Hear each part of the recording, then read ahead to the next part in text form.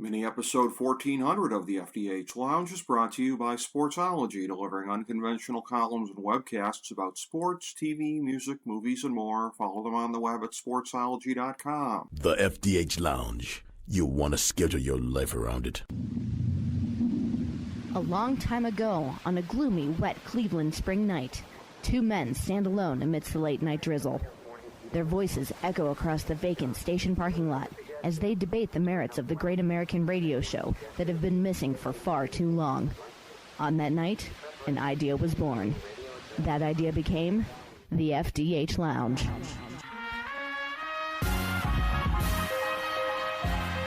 Welcome to the FDH Lounge. Hello, everyone. Welcome to FDH Lounge mini episode 1400. This is FDH managing partner Rick Morris here with two of my favorite FDH Lounge dignitaries. Coincidentally, the guys who were on with me talking baseball, I do remember that it was another big round number, 1100. We were doing our annual tribute to our friend and late broadcast colleague Don Coster, and I remember remarking on that at the time that Don would have appreciated that 1100 AM being the frequency for our Cleveland Indians all those years. But 1400, 3 mini episodes later, it's the same three guys. We're doing another baseball segment, and it is today our recap of the 2021 World Series. So joining me, Rick Morris, here in the batter's box today, figuratively. Another gentleman from our Sports Talk Network days back then, the guy who I met Don Coster through, Don's brother-in-law, and broadcast colleague, along with me as a sidekick on Life's a Pitch with Ken Detwiler. And, of course, this would be Ken Detwiler. Ken, welcome back to the program, as always, my man. Oh, you got it. Don't forget the rest of that moniker for that title, Ken Detwiler and Friends. There you go. So I'm happy to be today with two good friends. Thank you. That's fun. Although I will say that my denim shirt, my swag with the little patch on it, I think it just says Life's a Pitch with Ken Detwiler. So I don't think there's the end Friends on my shirt, but we'll add it there in spirit, Ken. Oh, well, maybe we were having an outing. At that time, we weren't getting along. So yes, exactly. It was a black shirt. Hey, so we all have our ups and downs, don't we? We all do in life. And that is, and I do know, certainly you and, shall we say, the management of that place were the Martin and Steinbrenner of new media in the 2000s. No question about that. So. Oh, my God, yes. Oh, my God. Oh, those were the days, my friend. Yes, those were the days. And back at the Sports Talk Network, that was in the later days there. That was where I met my other friend and colleague and FDH Lounge dignitary, the great Steve Kallas, the sports editor of WestchesterCountyPost.com, co-host of the Kallas Remarks podcast with Joe Stazak. You can catch that every week. My good friend, Steve Kallas, who, like me, picked the Braves to win in 6 games. Hey, great to be with both of you guys, but unlike Ken Detwiler, I couldn't pick the MVP, and he happened to do it. So you and I both like the Braves in 6, which is a great call. But my goodness, to pick a 40-1 shot as the MVP, we should get that explanation, Rick, at some point during this little talk we're going to have now.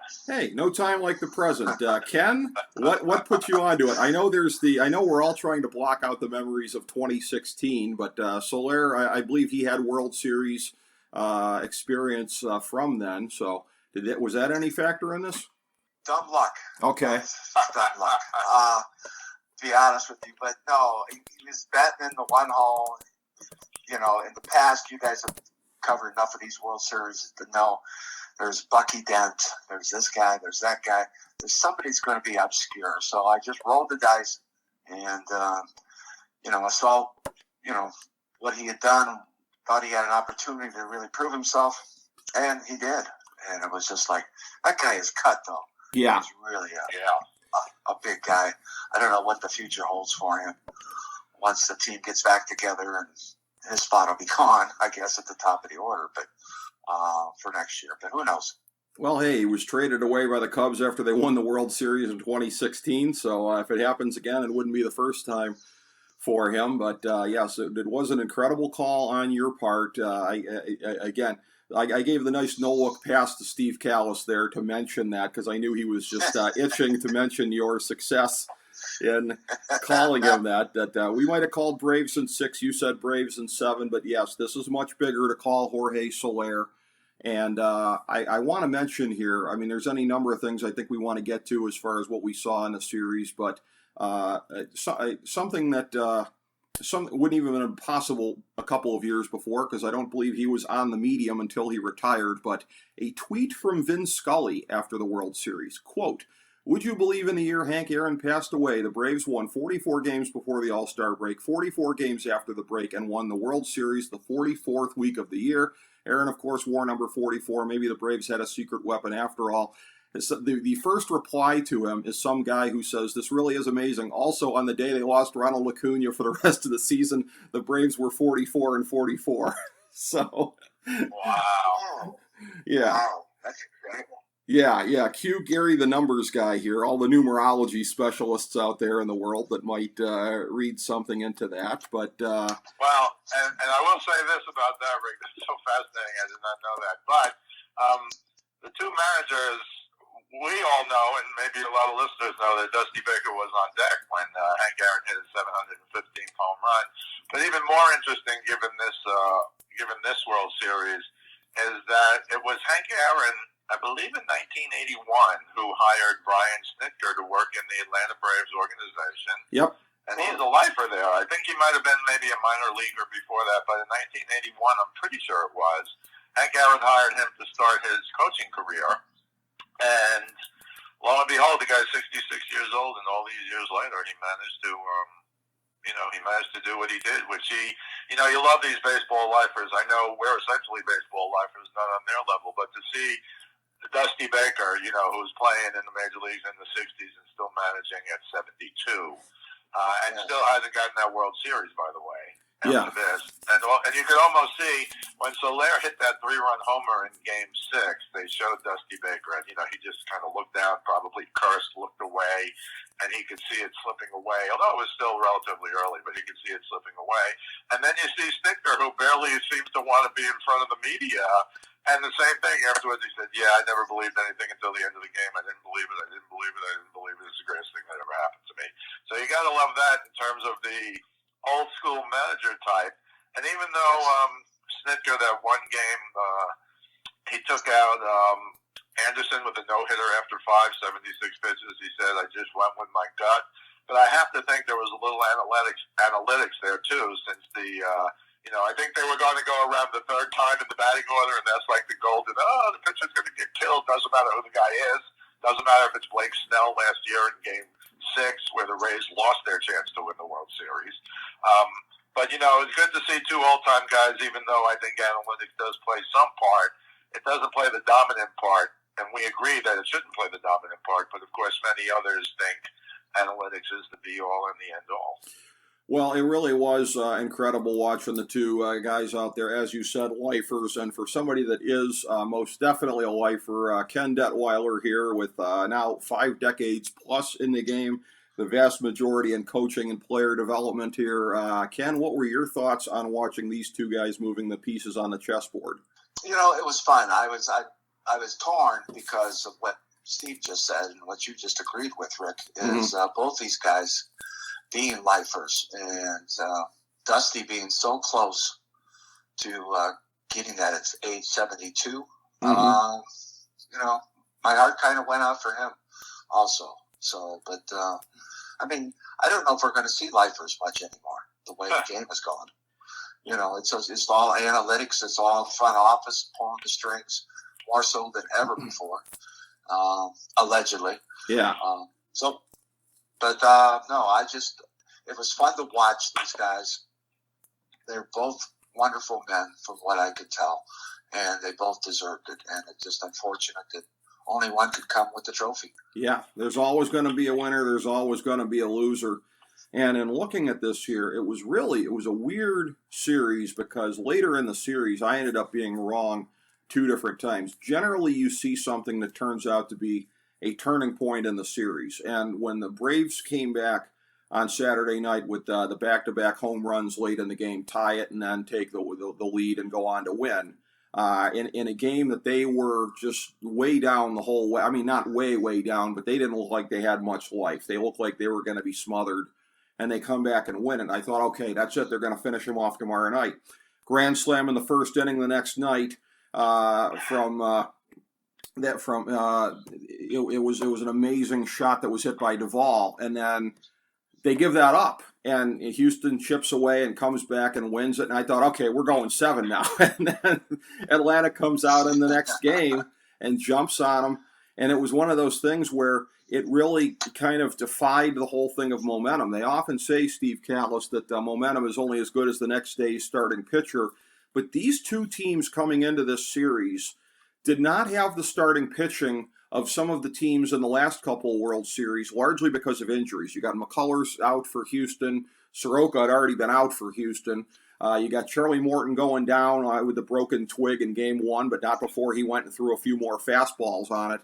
So it's one of these things where both teams were just kind of patching through with their pitching staffs. It wasn't dominant pitching performances that allowed Houston to come back from the defeat in Game 4 and Atlanta to come back from the defeat in Game 5. Although, again, it was a really good effort by Max Fried in Game 6, I will say this. But it was just a really, really weird World Series in that sense, I felt. Well, I think it's beyond weird. It's like the changing of the guard forever. From where I'm standing right now, or sitting right now, it looks like the pitching part of baseball is only getting more specialized. Yes. I thought the turning point in the World Series was Game 4. Yeah, you correctly said the back-to-back homers by Swanson and Solaire. The first guy, Solaire's, was a pinch hit. By the way, you guys know Solaire was the first guy in the history of the World Series to ever hit a leadoff home run and later hit a pinch hit home run. Yep. And they were batting 8th and 9th. They're the only 8-9 batters, obviously, because for 100 years or whatever it was, the pitcher, 70 or 80 years, the pitcher was essentially the 9th batter. But, of course, we still have to talk about the DH, which is hopefully going to be universal next year.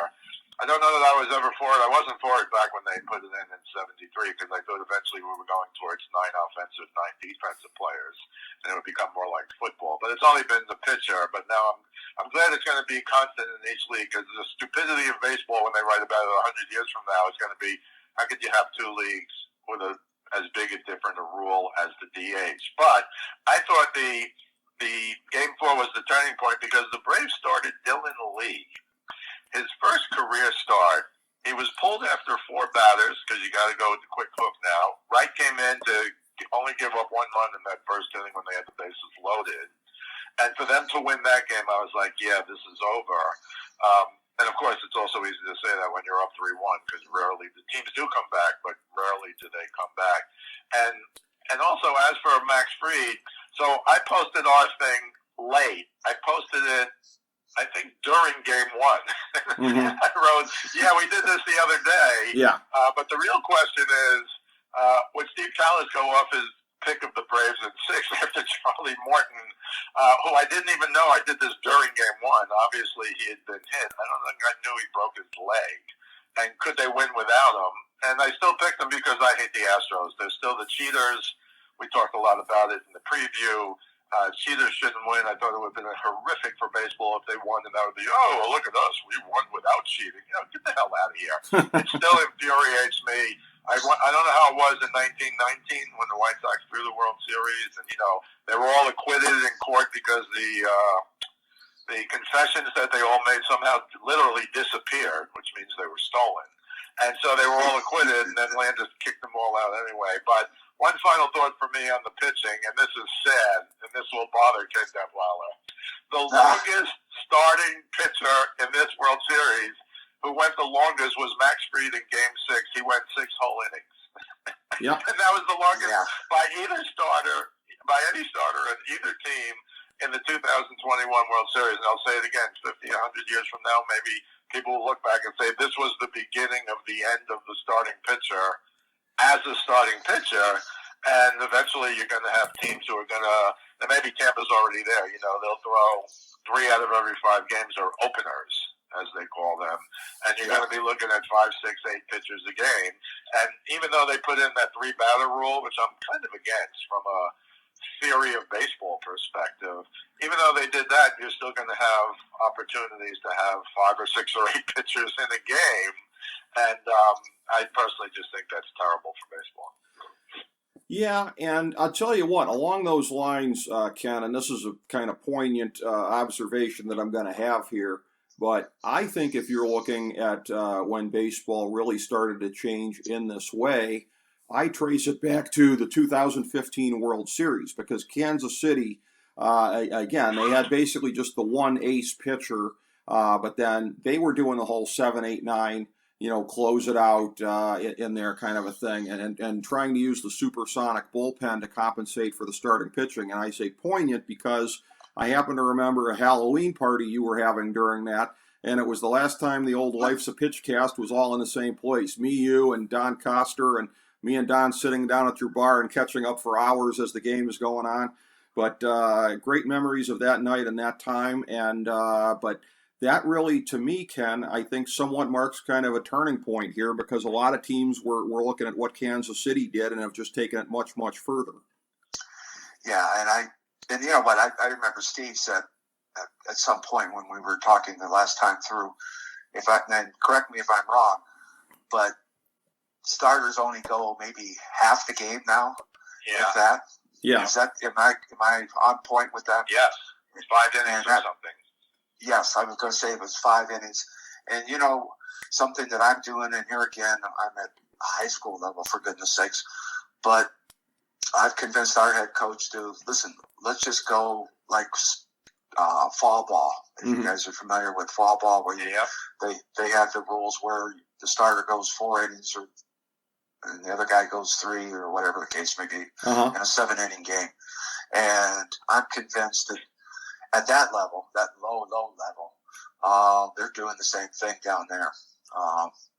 Because I think that's where the game, like Steve has said, Rick, I think you agreed. Yeah. That's where it's going.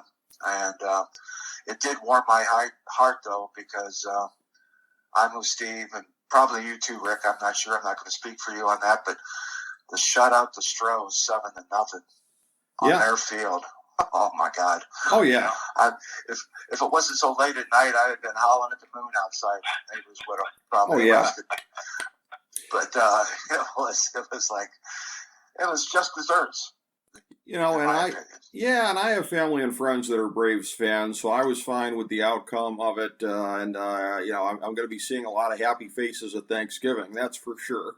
With that, and probably some championship gear while I'm at it. But it was really remarkable in that sense. And again, the way that both managers maneuvered through this, again, I think you guys are right. This is a microcosm of where baseball's going, of using the bullpens to navigate the fact that the rotations are not as dominant as some of the teams we've seen in the World Series in recent years. And again, that was really something that was put to great use. And in looking at this here, as well as the composition of the lineups and the way that some of the pieces were moved around, and again, Solaire being used as a pinch hitter to great effect here, it really is something where, again, these two guys, like you said, Steve, analytics was definitely at use here in this series, and never more so than when you're looking at the usage of the starting pitchers. But the feel that both of these managers used, I thought, really was superb throughout this series. Yeah, I think it just still goes to show there is room for that kind of manager, for lack of a better term. You'd hear so much about older guys kind of being, left behind, and they don't really understand it. I think smart guys, including baseball lifers, including guys who are now in their 60s and 70s, can use it for the right reason, but still have enough confidence in their baseball life, for lack of a better term, to say, yeah, maybe we should do that here. Yeah, maybe this goes against the analytic grade. But yeah, I just have kind of a feeling. Stuff like that, you don't hear that as much anymore, and you won't. I don't know. Once this, I think Ken's right, once this group of lifers goes, for lack of a better term, I think you're going to see more GMs. There's already rumors how, GMs call down to the dugout and tell, you kind of wanted Art Howe for a manager there, because the rumor was Art Howe was told what to do when he went to the Mets also, even then. And Look, I think if you're in the dugout and you're a manager and you got enough baseball experience to be a manager, you should be able to incorporate analytics into what's going on. And whether we like the shift or not, to me, that's pretty much a proven plus. And what I'd like to know, and I don't think it's figure-outable, for lack of a better word, so they used the shift on Ted Williams. I understand, greatest hitter ever, and so it probably didn't really work that great, although it probably did work at times. But what if they shifted everybody back in the 20s and 30s and 40s and 50s and 60s like they shift virtually everybody today? What would that have done, coupled with the gloves, as good as they are? We're both old enough to know how crappy gloves were, 40, 50 years ago, compared to what they are today. And 40, 50 years ago, they were great compared to, the 20s and 30s. When you see some old film and you see what those gloves are, I think, Ken, maybe you can comment on this. The reason we're taught and we teach kids today to catch with two hands is not the same strength as it was when we were kids 100 years ago, because the gloves were so bad you almost needed, and I'll go back to the 20s and 30s when I've seen, the gloves were so bad then, and you can see them in the Hall of Fame, they were so nothing then that you had to use two hands to catch a long fly ball. I don't think you saw shortstops going in the hole leaving their feet to snag a ball. The gloves just weren't made for that kind of thing back then. And I think that's another big aspect of baseball that nobody talks about. Yes, the plays are incredible. Guys routinely going over the walls now to catch. You see 3 a week on ESPN top plays, for example. Right. But I think just a lot of things we don't talk about that have made things change. So when a guy catches with one hand today, an outfielder catches a fly ball, if he drops it, even today, people, he should have caught it with two hands.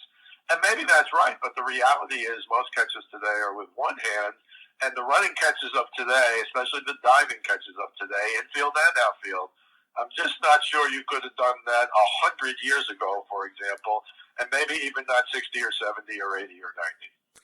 Yeah, what do you think about that, Ken?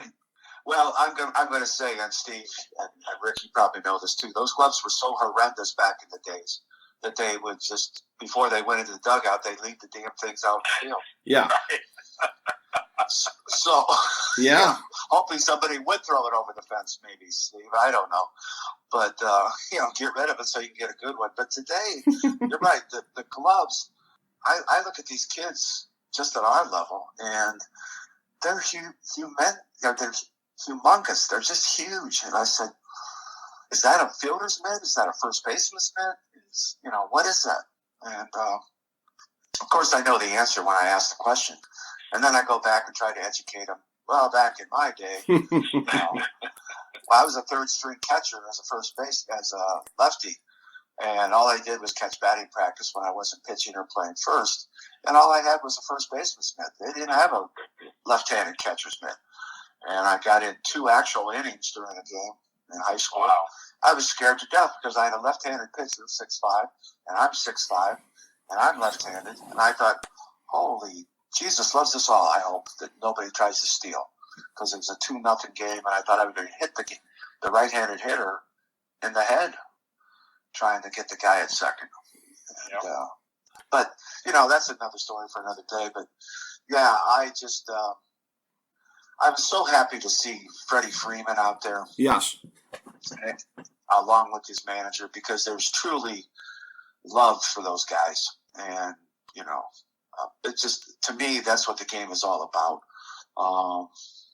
And that really kind of brought a tear to my eye, because it's good to see that caring for each other. And I know these guys are traveling around the country game after game from spring training on.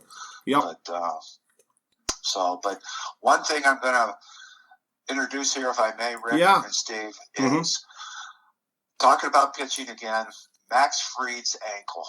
I thought he was going to be cooked and out of the game. Yeah. And I believe it was Michael Brantley stepped on his foot. Right. And I was like, oh, my God, how's he going to be able to walk or pitch or plant or anything? Right. Yeah, well, if I could comment on that, because I had 3 plays in Game 6 I wanted to talk about, just from a straight-up baseball perspective, and that was one of them. And Ken, you were a pitcher, I was a pitcher. You got sick of doing those drills covering first base in spring training or wherever you went.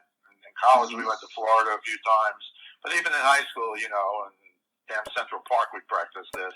And Max Fried made so many mistakes on that play. For him to run in a straight line from home to first, you never do that. You kind of go before the first baseline a little and kind of make a left turn going up. You don't go straight to the base.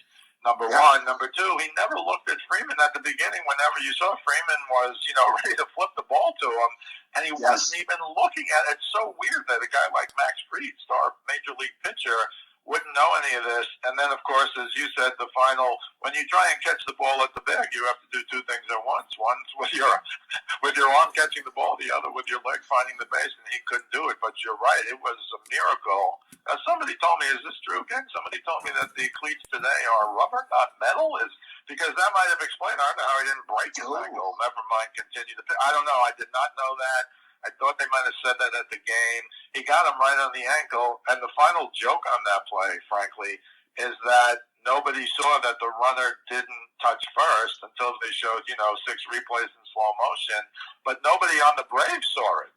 And they didn't challenge it. And, Fried actually hit first by accident, either with his glove, I couldn't tell, but his trailing foot, just by accident when he fell down, touched first. So no matter what you say about the play, he was out. And even in the world of, replay, he still was safe. We can talk about replay another time, I guess, because it wasn't replay's fault. It was whoever the Braves guy is who's looking at that play. The runner clearly, Brantley, who's an excellent player, clearly missed first. And so I thought that was just a bizarre play all the way around. But you're right, arguably the turning point of the World Series right then, because then he got up and got out of a jam, pitched 6 innings. Again, the longest start of the 2021 World Series by either starting pitcher from either team. And what if he couldn't go? That might have changed the whole World Series. Yeah, because it was when Brantley stepped on that, I just thought it was at such a odd angle. And I've had a few broken ankles playing basketball and stuff, and it's just like, oh my God, to have somebody come down on your foot that way, it's got to be painful. I was like, oh my God, and but that's just the way it went. I mean, obviously that's why he's a professional athlete. He's in a lot better shape than I am. That was incredible. I had 2 other plays in that game I want to talk about, which I just thought were fascinating baseball plays in the context of Game 6 of the World Series, and that's the Solaire 3-run homer, which essentially obviously won the game and the World Series.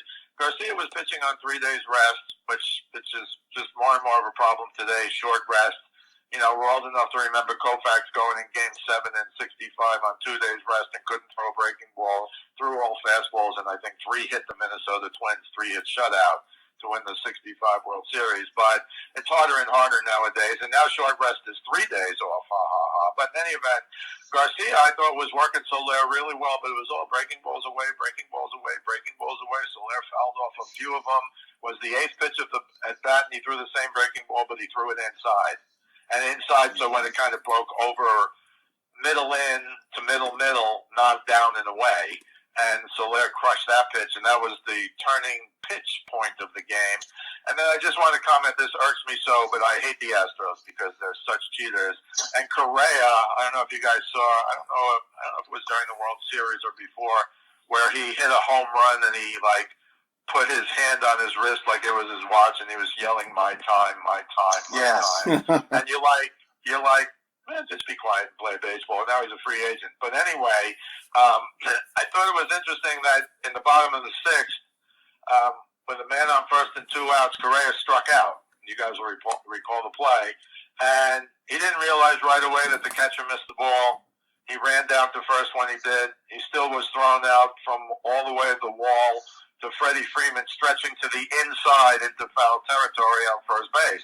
Now, when you're running to first on that kind of play, I understand it might happen to you once a year or twice a year. It doesn't happen every week. But when you're running to first and you're a righty batter, as Correa was, and the ball goes outside to the lefty batter's box to the wall, you always run down the right side of the box on the first base line, which they don't really call that, but you're supposed to run within those 2 lines, which I think are like 20 or 30 feet from first. And Correa, because Freddie Freeman was leaning inside to give a target to d'Arnaud, for some reason, Correa veered left and was right on the foul line as he hit first, which allowed Freddie Freeman to catch the ball. If he runs down on the right line of the two lines, I think there's a real good chance that he gets hit with the ball, and it's second and third with 2 outs. And once again, baseball is such a fine game in terms of those kinds of plays. And of course, nobody talked about it. I don't know, he made a great play, and he did. But if you're the runner in that situation, and you're righty, if you're lefty, you can run right down the middle of those lines because the ball's coming from somewhere else. But that's even harder because lefty, obviously, you're a step and a half closer. But if Correa runs down to first base on the right white line, there are 2 lines, as you guys know, the last 20, 30 feet. I don't know exactly where maybe even 40 feet. But if he ran right down that line, perfectly legal, now he's running right at Freddie Freeman. It's not a game of chicken. He could bail right at the end, but maybe he gets hit in the back. Maybe the ball rolls out to right field. Maybe it's second and third with 2 outs. But it wasn't. And the inning was over. And that was a great play by Darno. And Freeman did the right thing. I'm just saying, base runners can do things just like when you have a runner on third, Ken. I'm sure you teach this all the time. You run down in foul territory in case somebody hits a rocket down the third base line and hits you, it's a foul ball. But you run back in fair territory just in case the catcher throws down to third. I mean, very nuanced stuff in the game that really has, even to me, been lost by professional announcers. And I don't know that you expect a guy like Correa to know that. He should, I think. But that is, again, that's a play that really only happens once or twice a year. My final complaint, which I complained about when we did the preview, is once again, Altuve hits his 23rd postseason home run and becomes the second all-time home run hitter in the postseason. In the old days of 5 or 10 years ago, they used to at least mention World Series home runs, and I talked about this before with Mantle with 18 and Ruth with 15. And Altuve now has 23 postseason home runs, so he is more than Babe Ruth or Mickey Mantle, except that was those 2 home runs he hit in this World Series were the third and the fourth he's hit in the World Series. So I'll say it forever.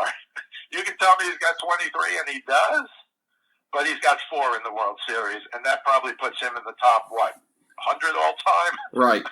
Maybe 125 all-time. So it just bothers me. And again, who doesn't like Derek Jeter and the way he played? He's got 20. Don't tell me he's Babe Ruth or Mickey Mantle, please. And I know Manny's got 29, and he at least was a legit home run. I did this on the other one we did. I think Manny had 5 in the World Series or whatever. These guys all have single digits in the World Series, and that means something to me when you have a guy like Duke Snider with 11 World Series home runs who you can't even find on any list anymore. I think Mantle at 18 is 10th all time or something now, and all these guys over the years have just been minimized and minimized and minimized, and now we have, to me, non-home run hitters other than Manny. We have non-home run hitters at the list of those. Bernie Williams has 22 postseason home runs, or whatever the numbers are. And I think at some point somebody said, we're not even going to talk about that anymore. We're just going to talk about postseason home runs. And I think that's a huge mistake. Yeah, I would probably agree. I want to steer back to Korea for a second here. And I am going to speak for Ken on this one, me and him both being North Coast boys here, to pose the question to you here, Steve. Carlos Correa as a free agent, is even he obnoxious enough to suit up for the New York Yankees? I think it's, we live in a world with whoever pays me the most, I'll suit up anywhere for money. I don't know if Correa's the guy on the big picture. Correa, to me, was just more dominant and better. He's 27, I understand, but he's had some injuries. And look, it's another thing we can talk about, the inability of players to. We talked about the inability of pitchers to pitch. If you come out for the 7th, you're like the world's greatest hero. In the old days of yesteryear, if you came out before the 7th, you were like a bum. Yeah. What's wrong with this guy? So Correa wouldn't be the guy I'd pick. There's so many shortstops. You guys will laugh. I really like Simeon of Toronto, who played second this year, but he hit 43 home runs. Right. Toronto. People were talking, remember at the end of the year, Black Guerrero Jr., MVP. Well, I watched a lot of the Blue Jays because they're in the AL East, and I thought Simeon was every bit as valuable, if not more so, than an outfielder. Might have been. He was a shortstop, but he played second mostly this year. And I really like him. But, there's a lot of Seager from the Dodgers. I mean, there's 6 legitimate guys and Korea would not be my pick. And I'll say it again, and you can call me an old timer, but when you're pounding where your watch goes and saying my time, shut the hell up and go do it some more. Yeah. Do that after the World Series if you're dumb enough to do it. But, we live in a look-at-me world now. Right. And it didn't used to be like that in baseball or in the world. Now it's kind of like you got to toot your own horn. Right. Because people can't even figure out who the best players are anymore. Back in the day, you would have buzzed the tower if he would have looked at his watch. Yeah. You would have just thrown it high and inside and said, have a seat. Yeah, that's a good point. And that's just, and I say that to some of our kids at the lower level, and I'm sure their moms would be aghast if they knew I had that conversation with them. Correct. But I said, don't let them show you out. You don't have to hit them, but, stare at them, glare at them, whatever you think it'll take.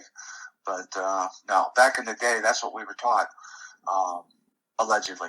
No, I mean, Absolutely. all very good points from you guys. It's humbling to soak in the wisdom from you guys. I haven't been so humbled since soaking in the wisdom of Dr. Google Aaron Rodgers. I'm a free thinker. If Joe Rogan tells me to gargle horse piss, I'm going to gargle horse piss. So, yeah. But yeah, no, I would put you guys on a plane far above that, let's just say. So, any additional thoughts on this year's World Series? I'll start with you, Ken. Well, the one thing, and as I'm listening to you guys, and I'm soaking this in because you guys have so much knowledge and stats and stuff, and that's why I enjoy this get-together and we get together like this, is we were talking about, Steve, you mentioned that these announcers nowadays won't even mention the home runs, Duke Snyder and all the rest of them. We got crap for announcers. I mean, these guys are dismal, for me anyway. I have all the college World Series games I'm going to watch over the winter as I buckle in for the nice Cleveland snow that we're going to have at some point. And I'd much rather listen to the college announcers and watch that game than the World Series. Oh, so, yeah. Well, I don't know if it's... Buck with his whole thing about as soon as Freddie Freeman hits the home run, oh, enjoy it while he's in Atlanta, folks. He's probably gone. Like, Joe Buck having to crap on the moment there is peak Joe Buck.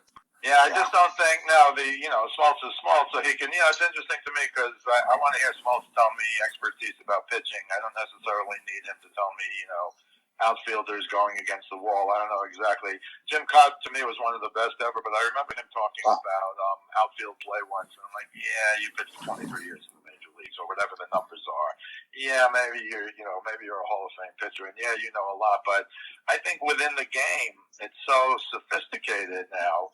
And was when we played and when Ken's been coaching all these years. But I agree in terms of the announcer. It's kind of like Jim Nantz. They used to have Phil Simms on a Sunday morning show, and the gamblers, the real gamblers I knew, every Sunday morning would listen to the show for Phil Simms.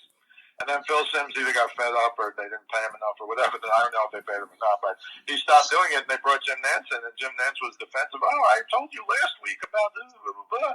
And I remember thinking, no. You guys are the luckiest guys on earth. Does Joe Buck get to be where he is, if not for his father? I don't think so. And not that he's not good at announcing, but there's such a jump off, which is why you have expert commentators, but I'm even putting that in quotes.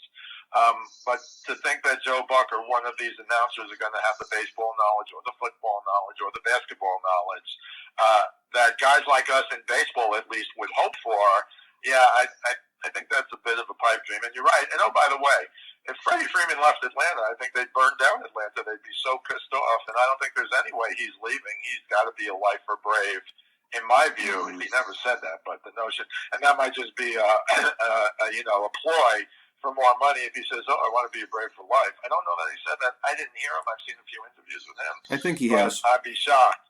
Huh? I think he said it. Oh, okay, because I'd be shocked if he's not a Brave for life, and the notion that he might leave, or this might be his last game in an Atlanta Braves uniform, is to me preposterous. I agree on the whole announcer thing. Yeah, it was definite clickbait on Joe Buck's part with that, and you're supposed to be above that at that point. But what do we expect from from a lot of the announcers that we get on these games these days? But again, suffice it to say that the level of analysis you get from them is not the same as what you get from the likes of Ken Detwiler and Steve Kallas. To circle back to a word that was just used here, when you think of people that are so sophisticated, I think of these two guys. And very good to have them on as always. So, gentlemen, thank you so much for being here today to break down the aftermath of the 2021 World Series. I really appreciate it. And thank you, everybody, for checking out FDH Lounge mini episode 1400.